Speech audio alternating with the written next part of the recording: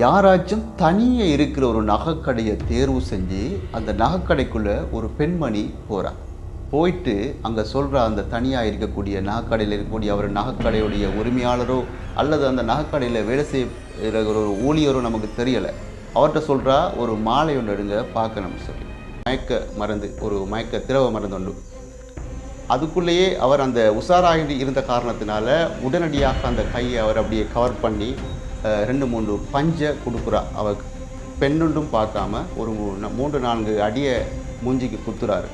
குத்தினதோடு அவள் போட்டு இந்த மாஸ்க்கும் அப்படியே கலந்து வருது. இன்னார் தான் அந்த பெண்மணிண்டும் தெரிய வருது. இன்றைக்கி கொண்டு போன அந்த ஒரு ஹேண்ட்பேக், அந்த ஹேண்ட்பேக்குள்ளே கையை போட்டு கடைகிறா, ஏதோ வழியில் எடுக்க போகிற மாதிரி கடைசியாக ஃபோனை எடுக்கிறா. இந்த பெண்மணிக்கு மட்டும்தானா அவமானம் உண்டு பார்த்தீங்கன்னு சொன்னாக்கா, இந்த பெண்ணை சார்ந்தவர்கள், அவருடைய குடும்பத்தர்கள், அவருடைய குடும்பத்தில் உள்ள அண்ணன், தம்பி, அக்கா, தங்கச்சின்னு இப்படி எல்லோருக்குமே இது ஒரு அவமானத்தை தேடி கொடுத்துருக்கோம் இல்லையா? இவர் செஞ்ச ஊர் வேலையால், இவட சுயநலத்துக்காக இவர் பண்ணின ஒரு விஷயம் இவட முழு குடும்பத்துக்கும் முழு பெண்களுக்குமே இது ஒரு அவமானத்தை தேடித்தர ஒரு விஷயமாக காணப்படுகின்றது. யாராச்சும் தனியே இருக்கிற ஒரு நகைக்கடையை தேர்வு செஞ்சு அந்த நகைக்கடைக்குள்ள ஒரு பெண்மணி போறா. போயிட்டு அங்கே சொல்கிற அந்த தனியாக இருக்கக்கூடிய நகைக்கடையில் இருக்கக்கூடிய அவர் நகைக்கடையுடைய உரிமையாளரோ அல்லது அந்த நகைக்கடையில் வேலை செய்கிற ஒரு ஊழியரோ நமக்கு தெரியலை. அவர்கிட்ட சொல்கிறா, ஒரு மாலை ஒன்று எடுங்க பார்க்கணும்னு சொல்லி. அவரும் ஒரு மாலையை எடுத்து அவரோட கையில் வச்சு கொண்டே அந்த மாலையை காண்பிச்சு கொண்டிருக்கிறார். அந்த பெண்மணி என்ன பண்ணுறான்னு சொன்னாக்கா, அந்த மாலையை அவட கைக்கு எடுக்கிறதுக்கு முயற்சி செய்கிறான்னு சொன்னாங்களே. அப்போ அவர் ஒரு பகுதியை அந்த பெண்ணுடைய கைக்கு கொடுத்து விட்டு இன்னொரு பகுதியை அவரோட விரலை வச்சு கொண்டிருக்கிறார். அவரோட விரலில் இருந்தும் அந்த மாலையை கலட்டி எடுக்கிறதுக்கு அவள் முயற்சி செஞ்சு கொஞ்சம் பறித்து எடுத்த மாதிரியே அந்த மாலையை எடுத்து பார்த்து கொண்டிருக்கிறார். அப்போ அந்த நேரத்தில் அந்த நகைக்கடையுடைய ஊழியரோ அவருடைய நகைக்கடையுடைய சொந்தக்காரரோ கொஞ்சம் உஷாராயிட்டார். அவருக்கு விளங்கிட்டு ஏதோ நடக்க போகுதுன்னு சொல்லி. அப்போ இவ கையில் வச்சு கொண்டு பார்த்து கொண்டு இருக்கிற வேளையில் இவட கொண்டு போன அந்த ஒரு ஹேண்ட்பேக், அந்த ஹேண்ட்பேக்குள்ளே கையை போட்டு கடைகிறா, ஏதோ வழியில் எடுக்க போகிற மாதிரி கடைசியாக ஃபோனை எடுக்கிறா. அவட ஃபோனை எடுத்து அங்கே இருக்கிற அந்த டேபிள்லேயே வச்சு போட்டு இன்னொரு கையை வந்து அந்த ஹேண்ட்பேக்குள்ளேயே அப்படி வச்சிருக்கிறா. அதை வழி எடுக்கவே இல்லை. இந்த மாலையை எடுத்து இப்படியே பார்த்து கொண்டிருந்தவ ஒரு நிமிஷத்துக்குள்ளேயே அடுத்து என்ன பண்ண போகிறான்னு சொன்னாங்க, அந்த ஹேண்ட்பேக்குள்ளே இருந்த கையை எடுத்து அவருடைய மூஞ்சியில் வீசுறதுக்கு எடுத்தது வந்து ஒரு வகையான மயக்க மருந்து, ஒரு மயக்க திரவ மருந்து உண்டு. அதுக்குள்ளேயே அவர் அந்த உஷாராகி இருந்த காரணத்தினால உடனடியாக அந்த கையை அவர் அப்படியே கவர் பண்ணி 2-3 பஞ்சை கொடுக்குறா. அவள் பெண்ணுண்டும் பார்க்காம ஒரு 3-4 அடியை மூஞ்சிக்கு குத்துறாரு. குத்தினதோடு அவள் போட்டு இந்த மாஸ்க்கும் அப்படியே கலந்து வருது. இன்னார் தான் அந்த பெண்மணிண்டும் தெரிய வருது. இன்றைக்கி வெக்கக்கேடான ஒரு சம்பவம் உண்டு. ஹட்டன் பிரதேசத்தில் நேற்றைய தினம் இது நடந்த ஒரு சம்பவம். இந்த சம்பவம் இன்றைக்கு பேசப்படுகின்ற ஒரு சம்பவமாக மாறிக்கின்றது.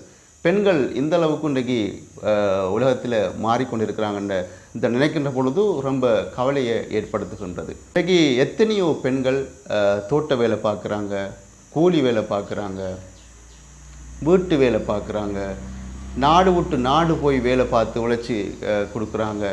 இப்படியெல்லாம் கஷ்டப்பட்டு இன்றைக்கு நிறைய பெண்கள் எவ்வளவோ மத்தியில் வாழக்கூடிய பெண்களுக்கு மத்தியில் இப்படியாப்பட்ட ஒரு கேவலமான செயலை பண்ணக்கூடிய இந்த பெண் நேற்றைய தினம் இந்த செய்தி மிக பரபரப்பாக பேசப்படுகின்ற செய்திகளில் ஒரு விஷயமாக காணப்படுகின்றது.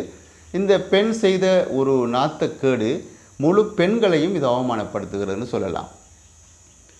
ஒரு 26 வயதுடைய பெண்மணி, நீங்கள் எவ்வளோ அழகான முறையில் உங்களுக்கு வாழலாம், எவ்வளோ அழகான முறையில் நீங்கள் ஏதாச்சும் ஒரு வேலை பார்க்கலாம், வெளிநாடுகளுக்கு போகலாம், எவ்வளவோ வேலைகள். இன்றைக்கு எத்தனையோ வயசான பெண்கள் எல்லாம் தோட்ட வேலைகளும் கூலி வேலைகளும் செஞ்சு இன்றைக்கு குடும்பத்தை நடத்தி கொண்டிருக்கிறாங்க.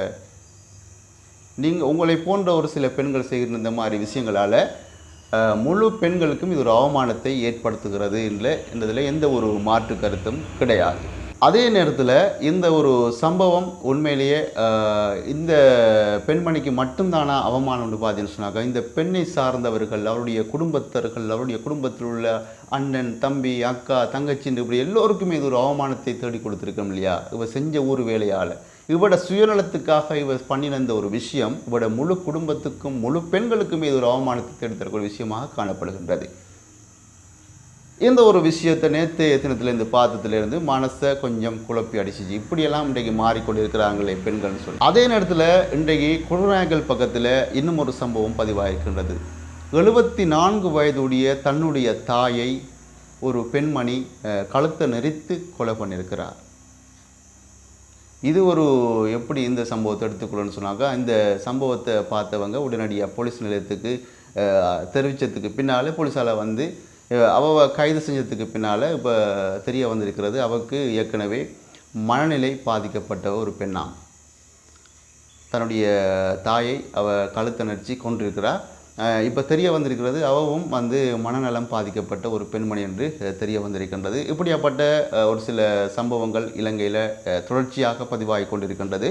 இது போன்ற செய்திகளை தொடர்ச்சியாக நீங்கள் பார்க்க விரும்பினால் எந்த ஒரு சேனலை சப்ஸ்கிரைப் பண்ண விட்டு வீடியோக்களை பாருங்கள். நான் போடுகின்ற அனைத்து வீடியோக்களும் உடனுக்குடன் உங்களுக்கு நோட்டிஃபிகேஷனாக வந்து சேரும் என்பதில் சந்தேகம் கிடையாது. இன்னும் ஒரு காணொலியில் உங்கள் அனைவரையும் சந்திக்கும் வரை விடைபெறும் நான் என்றும் உங்கள் அன்பின் தோழன் தாஜுதீன் ரைஸ். நன்றி.